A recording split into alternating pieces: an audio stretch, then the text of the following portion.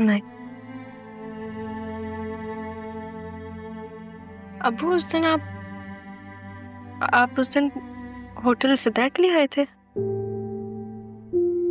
आप वहाँ क्या कर रहे थे?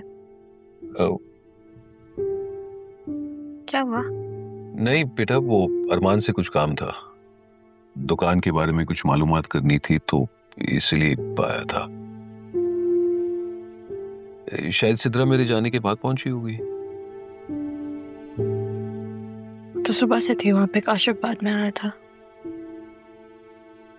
कुछ सिद्रा छोटी है, वो से गलती हो गई, वो उसको एहसास भी हो रहा है। बस मैं चाहती हूँ कि सिद्रा का नाम ना आए इस चीज में। आप जब चाहेंगे ना अरमान से मिलने तो आप उसे कह दिएगा ये बात। और तुम्हें लगता है अरमान ऐसा करेगा? तुम्हें ठीक है,